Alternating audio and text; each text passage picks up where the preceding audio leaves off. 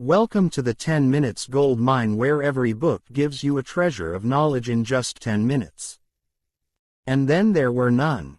Agatha Christie. Introduction. Welcome to one of the greatest mysteries of all time, And Then There Were None by Agatha Christie. This gripping novel is considered one of the best works of the mystery genre, and it's easy to see why. With its clever plotting, unpredictable twists, and chilling atmosphere, it leaves readers questioning what's real until the very end.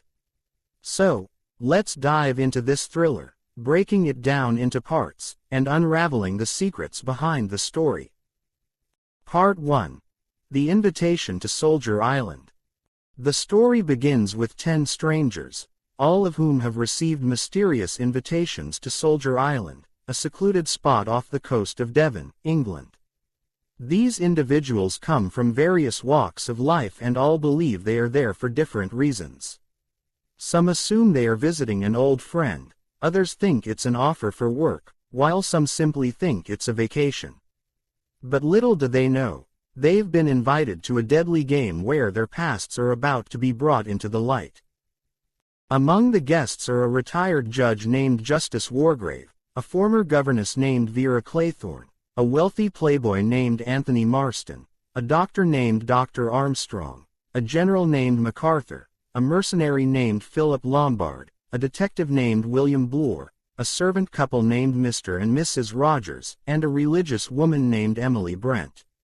They all arrive with no clue who invited them or what awaits them. As the guests explore the island and settle into their accommodations, a strange sense of unease sets in. They notice that the house is large and grand, but oddly impersonal.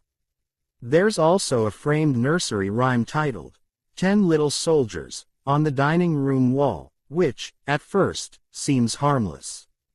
But when Owen, the host, fails to show up, and dinner is served by a nervous butler and his wife, the guests grow more suspicious and anxious.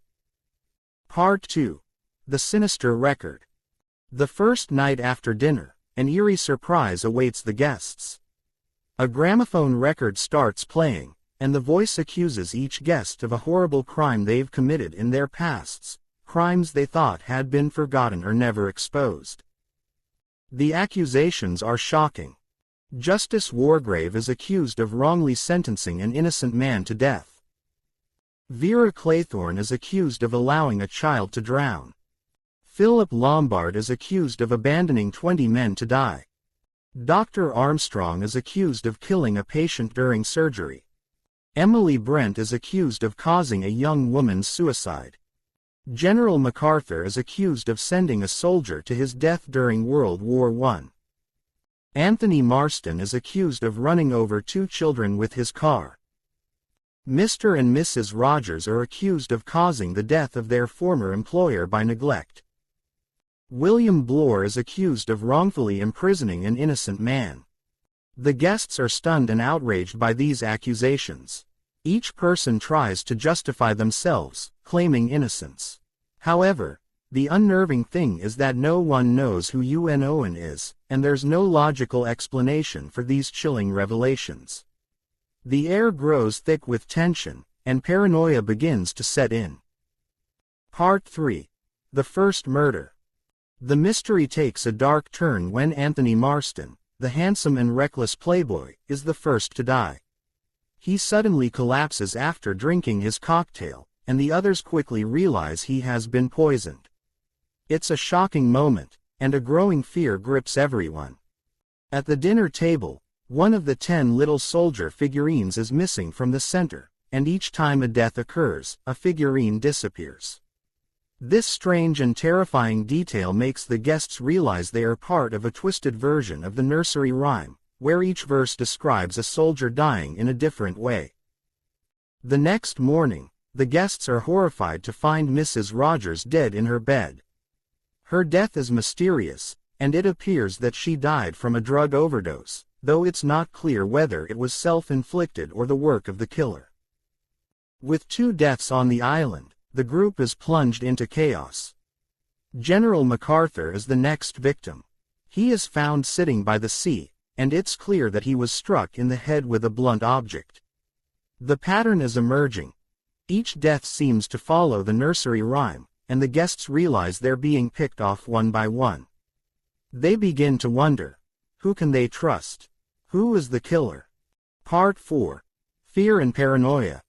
As the deaths continue, the guests start to turn on each other.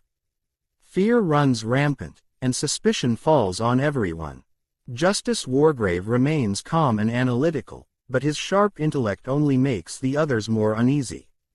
The more they argue and try to figure out the killer's identity, the more isolated and paranoid they become. Mr. Rogers is found dead, struck with an axe. Emily Brent is killed by a syringe filled with poison. Dr. Armstrong disappears, only to be discovered later in the sea, drowned. Bloor is killed when a statue falls on him, crushing him to death. The guests realize that the rhyme is true. One by one, they are all going to die. They are trapped, and there is no way out. The killer is among them, and no one knows who it is. Part 5. The final two survivors. The tension reaches its peak when only two people remain, Vera Claythorne and Philip Lombard. The last two survivors are consumed by fear and desperation. They begin to suspect each other, trying to figure out who could be the killer. Vera, believing that Lombard is the murderer, grabs a revolver and shoots him dead. But the relief is short-lived. Now, Vera is alone, the last woman standing. But as she walks through the house, a strange sense of guilt and psychological torment overwhelms her.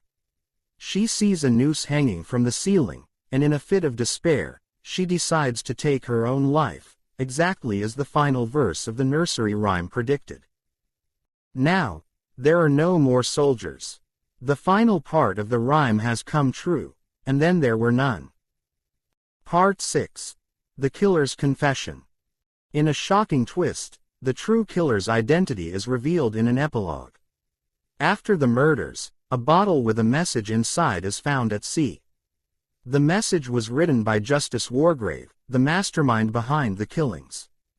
Wargrave, fascinated by the concept of justice, had orchestrated the entire series of murders. Sick and suffering from a terminal illness, Wargrave decided to take the opportunity to play God and punish those who had escaped justice for their past crimes. He carefully planned each death to mirror the nursery rhyme, selecting victims whose wrongdoings had gone unpunished. He even staged his own death with the help of Dr. Armstrong, only to kill Armstrong later. Wargrave's brilliant but twisted mind had created a perfect crime, leaving no traces and ensuring that each death seemed like part of a game. As the last victim, Vera's psychological torment pushed her to her death, completing his sick masterpiece. Conclusion. Who was the killer? And then there were none is a chilling tale of justice, guilt, and human nature. Agatha Christie masterfully builds a sense of suspense and dread, leading readers down a path of uncertainty and confusion. The story asks profound questions about morality, responsibility, and fate. What would you do if you were one of the guests on Soldier Island? Who would you suspect? Do you think Wargrave's plan was flawless, or did he make any mistakes? Let's discuss in the comments below. That's it for today's 10 Minutes Gold Mine. If you found value in this, don't forget to like, subscribe, and keep mining for more golden knowledge. See you in the next one.